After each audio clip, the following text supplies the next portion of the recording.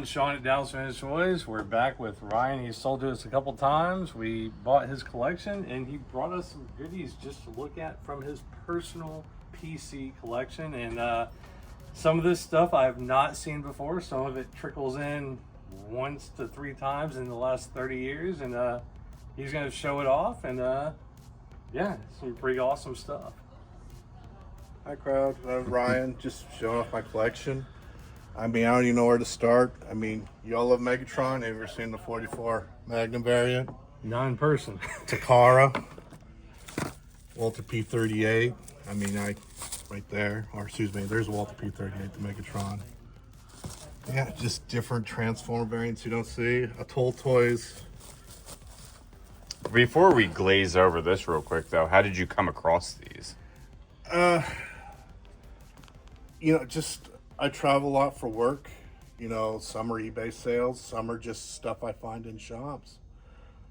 And you had an interesting story with these ones right here, right? You found these ones, like, just doing regular hunts? This was a $40 flea market find.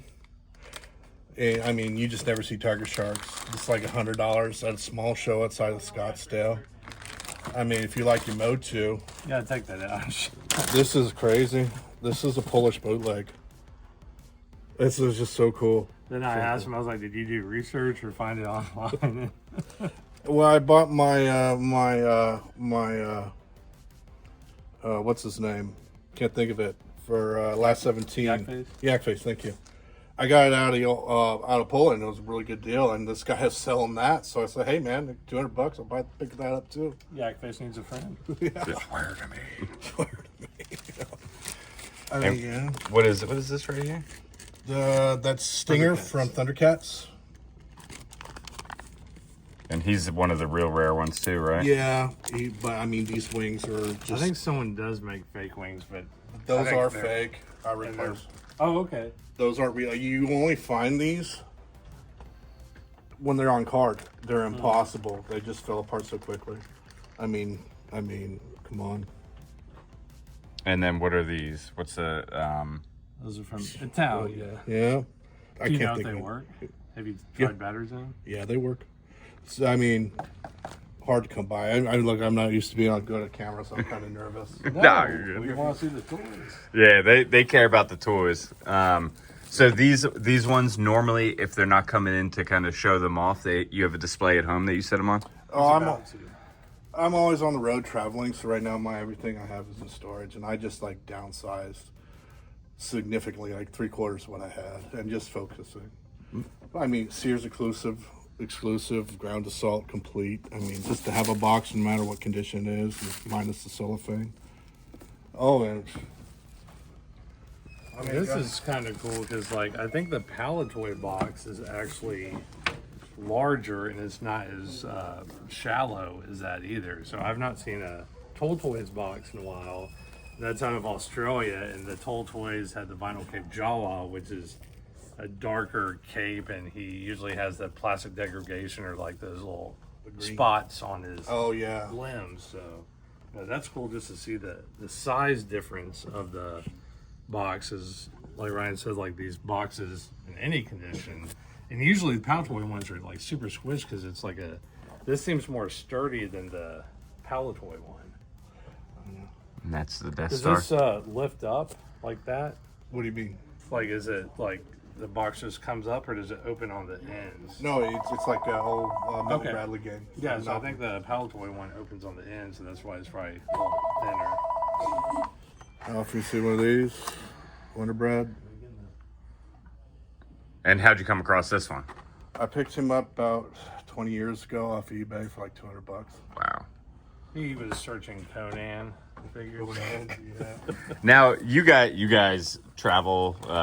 You buy more toys than anybody that I've ever met. Mm-hmm. Do you see a lot of people trying to fake a Wonder Bread He-Man? So a telltale way is, I mean, obviously the hair or the loincloth, because you can always like spread the legs and look on the inside of that, but that is an authentic one. Oh, 100%. But I mean, it has, I mean, it was obviously played with, but I mean, yeah, it's a piece that doesn't come in too often. Maybe, I think we've had 3 or 4 loose ones and 1 carded one in 30 years. Wow. This is a recent acquisition. This is something that is really, really, really I mean, look awesome. how much fun that kid's having on Yeah. the side. Look. Look at this. He's like, oh, thanks, Mom.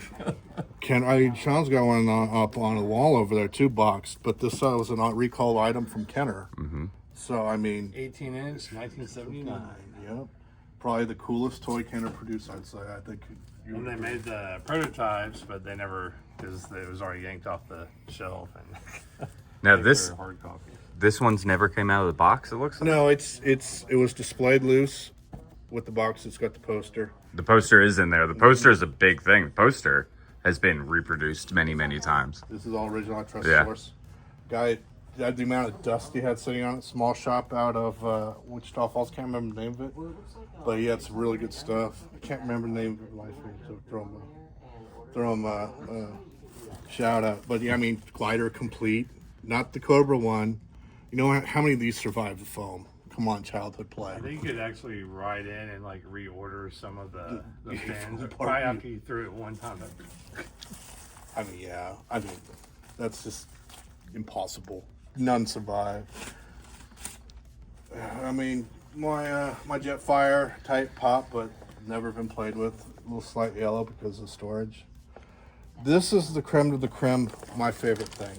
These are from, we start off with these. These are the Takatako release. These are the ones that the Jetfire was based off of, that Hasbro got the rights to produce it. So this is basically Jetfire, but it's the Macross. And so he's got a little bit of yellow there, but it's the same armor setup and everything. And they got the mold rights, and then they produced Jetfire. That's why it's like he had a few weeks ago, he had that Jetfire with the Macross symbol he sold. Some were released, the first variants were released, and you'd get a Jetfire like that. But then you get the Skull Squadron GP1, and then you get into these Takatako went under, Bandai picked it up, and these are all based off of the Jetfire or the VF1S mold, but they're super rare Bandai. You got the Elant Seeker and the Super Ostrich. Like I said, 155 scale, just different heads, different paint schemes, different armor motif. These are more of the original Takatako. This would also be a Bandai release. Okay, we were talking about the Elant Seeker. These are the Bandai release, not the Takatako. Takatako went belly up. Bandai bought them out.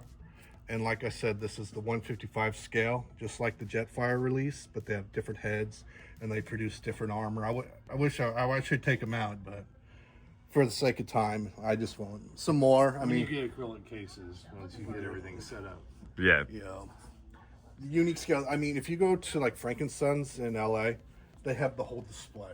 They got a whole display cabinet with the entire collection. But also with the Geiken fighters for the Alpha fighters. So the third part of the Robotech series after the Macross, the Super Dimensional Fortress, and the Mospeeda. Then you have the third part. I can't think of the top of my head, but Geiken was a different toy company. And they'll have like the beta fighters, the alpha fighters, and those are cool toy. Lance was a company out of France, and they have the back portion. It's not 155 scale. Super hard to find. You'll never see it. Never see it. I had it at one point. This is actually, I picked this up from Sean. Well, I've been dropping off a lot of stuff, downsizing. So it's my SDF1 Macross release, a Matchbox. Some other strange stuff. I mean, Sears release, Mobat, Cobra variant. And then, I mean, Night Boomer. How often do you see one of these? They're always missing stuff. And I guess we'll just end this here with the Roboskull. This is super cool. And this one, I don't want to gloss over because this one's in fantastic shape. Are these like all original stickers and stuff? All original. This is OG. I picked it up online. I actually was at a show at St. Louis and I saw a guy in seal box selling it for $8,000. I wonder if one of our customers bought that because he just picked up a sealed one. I don't know. I just talked to him yesterday. I can ask him. How often you find those? I mean, Not often. no. And shout out to Yo Toys in Albuquerque, New Mexico. My boy Jerry, he's selling me this beautiful Night Force whale. I got 2 more payments on. He's got a show. He's putting on a show at Highland Theater this weekend. So if you're in the Albuquerque area, go check it out. It's like $5 to get in. Real good show. You sell there all the time. Nice. Yeah, and then a Roboskull. And these, Just a Robo Skull. yeah, just got the box. have you had this one come in yet? I have not. So this was sold over in England, and it's pretty cool. I mean, like you can look at the different vehicles. Then you said you had the Mobat. The Mobat. Uh-huh. Yeah. There's different vehicles. How'd you come across this one? Buy it now, $900. Came up, bought it right away, stateside. I asked him if it was in the U.S. or overseas. He's like, nope. Stateside. So yeah, fortunately I got those in before tariffs came in. Thank God for that. And let's see. Let's take a look at the front of this box over here. I didn't see it. And you don't get to see it very often.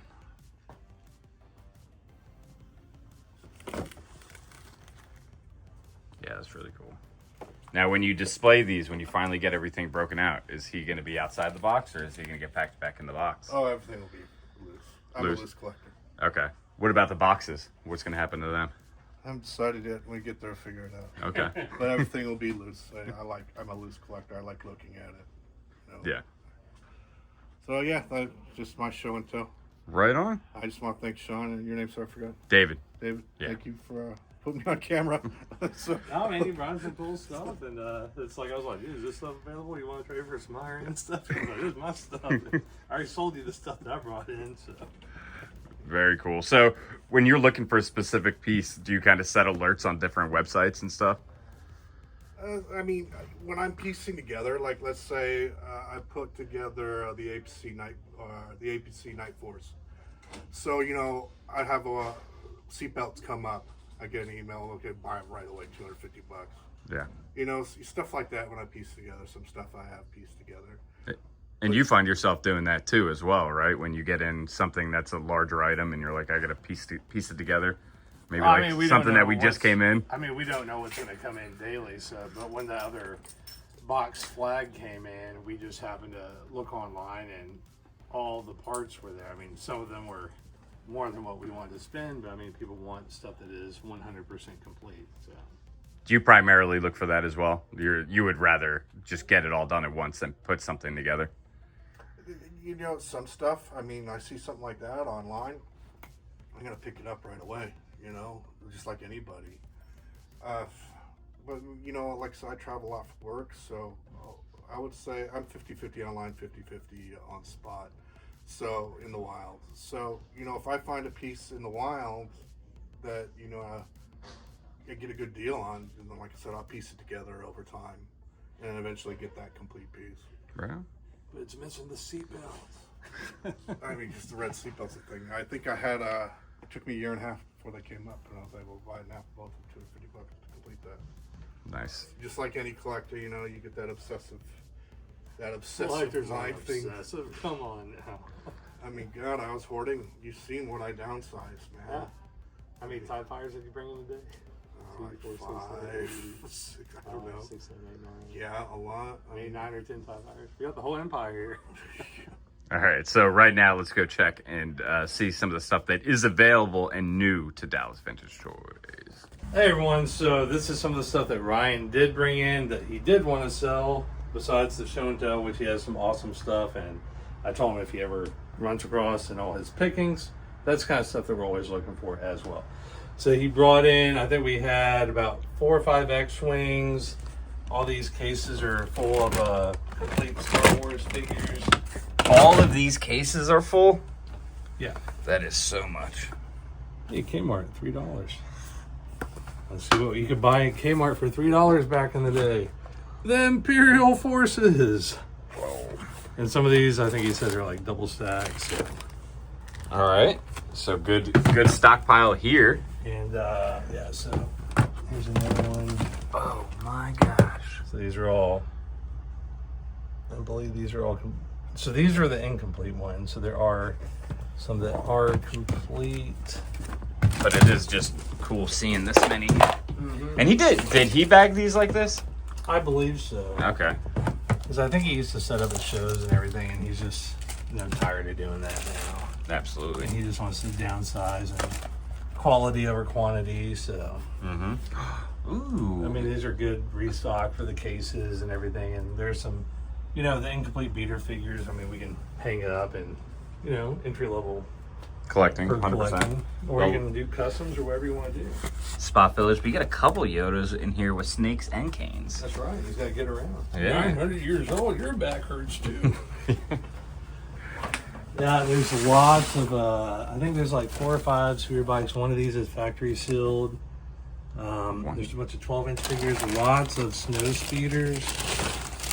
So I think there might be like 4 or 5 of these. There's 2 Imperial shuttles. Lots of 12-inch figures in there. A few Slave Ones. That is a modern Tatooine Skiff, so don't everyone freak out. But let's just chunk that in there. I think the wings don't fit in on this one, so I mean, it's just you know, it's like when you deal with people lots of times, I mean, they'll let you know like what's wrong or if it has issues. So a few couple of Vaders. Oh, so those are vintage ones too, huh? Then we have a Fox X-wing. I mean, when he was Another talking snow about this speeder. lot, he was talking like this lot was nothing special, but it's not every day that you're running into these vintage big. Bulk. Yeah. And then I think that's just, this might be the parts tub actually. I don't know what they did with the Imperial shuttle. It's just like, there's another AT-AT there. Then yesterday we bought a few things. This is a Domino dealer. Then I think we have Domino Rally. These are those old Presto Magic things right there. Then when I first started dealing in toys, when I had the shop, we bought like tens of thousands of model kits. It was insane. It was like dead stock. That's kind of cool. And I think these are unused too. So when I was looking at those, yeah. Oh, yeah. So you can be the first one to saddle up on Cringer. We got Domino Rally that shoots off, I guess, a missile right there.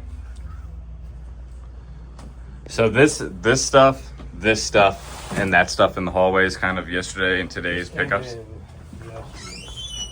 Sorry. My God, there's so many toys. So I thought this thing was freaking awesome. I showed my 4-year-old and she's like, I want to. It looks like a Land Before Time. And I forgot where the lady, but if you like, but it has like a few spots that I'm not gonna say, if you tickle or pet or whatever, it like does different motions and it can eat a carrot too. I think it was like underneath or something. And underneath the, Yeah. I don't know where but the majority of these do not work because I think they're like 30 plus years old. So, but you actually sit on top of it. You can put your kid on there and ride it. But So this one actually is just shy of vintage. Just came out in 2007. okay, But it definitely resembles Land Before Time. So I think it's cool. I mean, I think it's like we're gonna put a sign like "Do not sit home." We might put it back by the Jurassic Park case. I mean, like I like cool stuff that I haven't seen before. This is pretty well made. I mean, it's just, yes. yeah, it's pretty cool. I don't think you're gonna have Oh, the opportunity to have this in the shop very long because I it's wrote very cool. down, so there is something in here that you need to check out because I actually wrote down the story behind it. Oh my God, where did they put it? It might be the last Dorian. So there was a bunch of Atari games, and this guy actually worked for the newspaper back in the day, and these were actually in a limestone cave. And they stored them there because I guess, like, I don't know what's in this stuff. These were stored in a cave. The games are factory sealed. So these are more of the stuff from Ryan. So there's TIE Fighters, Imperial Shuttles. Hey, Amber, do you know where your dad put those factory sealed Atari games? Okay, cool. So there's 2 shuttles, lots of, basically the Empires in this stuff. Oh. Nice cases too. He didn't cheap out on storage. No. Well, I think last time he drove here, like some of the cases flew off. So here, these are the Ewok villages. So I think there's 3 Ewok villages and 2 AT-ATs in there. Very cool. So we can add that to our army of AT-ATs over there. So I think we're up to maybe 30, 40. But let me ask Dorian where he put the video games real quick. Hey, here they are in a side office where we hide stuff. So the story was this guy worked for a newspaper up north, and someone contacted him. And in Missouri, there's a limestone cave, and they had cases of Atari games there. And they were trying to like, hey, why don't you do a story on us? He's like, no, I'm good. What if we send you a giant box of Atari games? He's like, okay. So these are all factory sealed. They don't go for too much, but it's still cool, like nostalgia going through all these games. And yeah, so it's just super cool stuff. It's just, you know, the artwork and everything that they used back in the day. And The Ball Blazer. if you recognize any of these games, comment and let us know if you played them. And I did ask, did you have any systems? Look at that, or dude. whatnot? Look at that. That's what dads looked like back then. Yeah. What happened? And then Junior Pac-Man. Yep. So it's just cool. Like, I always like the backstory, like, hey, how'd you get these? What happened? And I mean, they buried the ET games, and I mean, like, I think like Funko Pops, they buried $25 million of stuff. So apparently, I'm going to start exploring caves that were known in the 80s now. So they just put these in a cave. Like, I'm so curious what that like, cave looked like. Was there a reason? I think it's kind of like that. I think the documentary, like Game Over Atari, it's just like they had to like. It's just that's what happens when you like overproduce stuff. It's kind of like with the pop stuff. It's like they gotta get rid of it. Maybe it's just they clear the books or whatnot. I mean, I don't know. It's just, I mean, you could always donate stuff too, but I mean, they're like, they have pristine condition. Never had a price tag, so these are all case fresh. And he said he sold some over the years. He lives in Oklahoma, and he came in, and yeah, I mean, I just like this story more than anything. Do you remember when that story came out? Like, how long were they in a cave? Yeah, we talked for like 3 hours yesterday. He actually saw some footage here. I can reach out to him and ask him that, but I think he might have been like a teenager or like college. Yeah. So Very maybe, cool. Maybe 20, 25 years ago. Is when he got them out of the thing, or that's how long they were in there? I think that's when. That's a good question. Yeah, because I'm curious of how long they actually sat in a cave without being monitored. Because like we used to go there's exploring. The cave right there. There it is. That's the cave that they were found in. And then if you go down that chamber there, there's the ET games, and then there's that's the pot of gold right there. That's what I thought you were going to talk to me about, was the ET story. When you said, "Oh, I have a good Atari story." I actually want. So they have. I don't know if they've graded or encapsulated or just shadow boxed that, but that's cool because it's like all shrunk up and like trash is all around it and dirt and debris and everything. And Yeah. that'd be cool. It's kind of like they had the Game Boys where they deconstructed and put the boards out and everything. Oh, So, they do look cool like that. And interestingly enough, the ET game, you actually had a sorry. the child actor from the ET commercial play a DVT worker in a movie called Retro Freaks. Did you know that? I hire anybody? Hello? Somebody out there?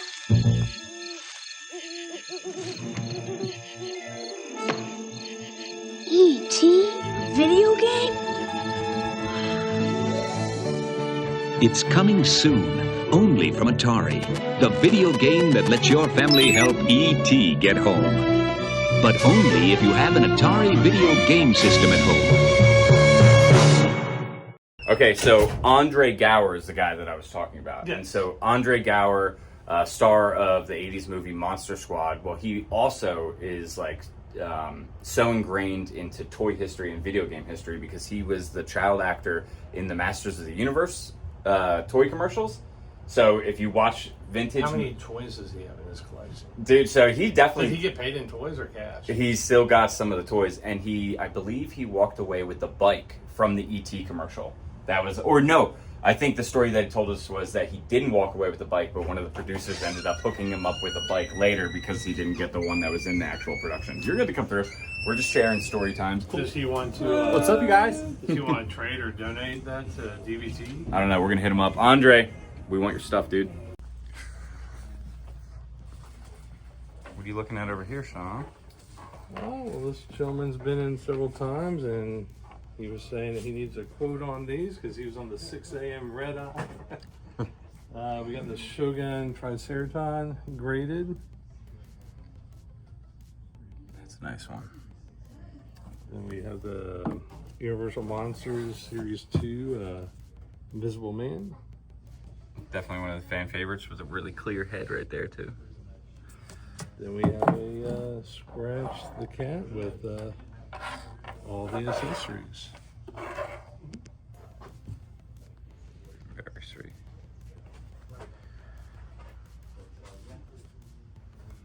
And then, okay, so are these going to be added to the DVTs?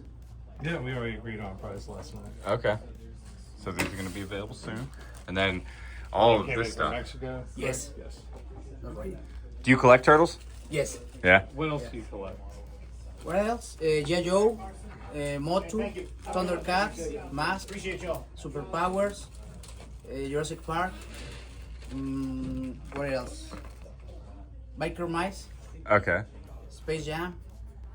What else?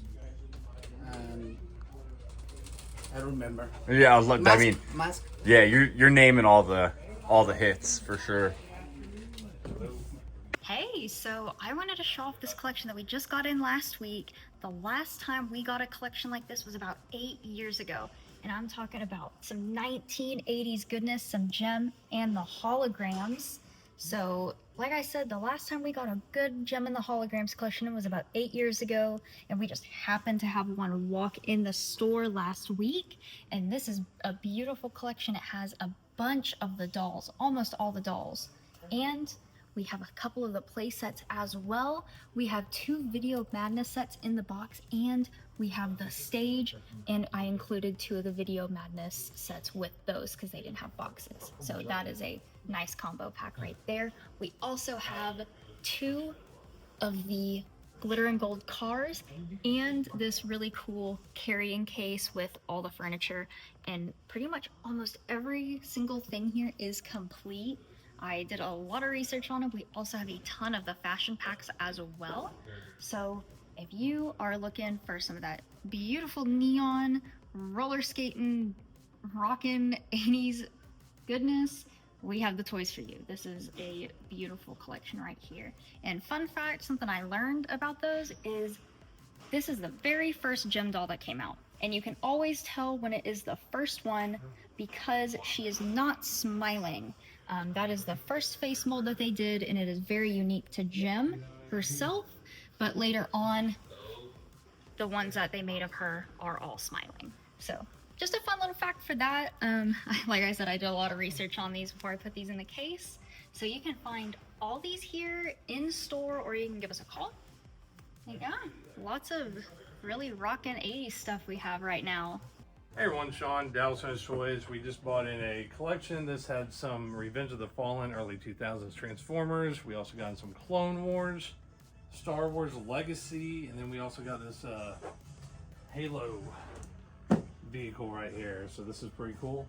And we'll start setting up the Star Wars next and let y'all all take it in. But this is always stuff that we're always looking to get. And this is what we like playing with at Dallas Vintage Toys.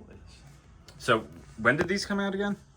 Right around 2008, plus or minus, era. Are these Michael Bay Transformers? Yes. Nice. And these are they actually come in a lot less than you would think. Like Not they as don't- frequent, like maybe more loose, not really too much in package. And we're back. This is the other part of that one collection. We got in a bunch of like 07, 08. We have a lot of Clone Wars, the Legacy, the Battle Packs. We got Clone Commander Cody. We got the Slave Leia. We have the 2-pack of 5s and Captain Rex. We have the ATTE Walker. This is a lot of the stuff that I guess a lot of people didn't buy because they were already burnt out from like, I guess 93 Bendums, and they got into like Power of the Force 2, then went to episode 1, and they had already spent so much money on it. Then they made this stuff, and the articulation's killer, the paint apps are awesome, but everyone had already got burnt out by Hasbro. So this stuff doesn't come in too often, and this is usually what everyone is always looking for.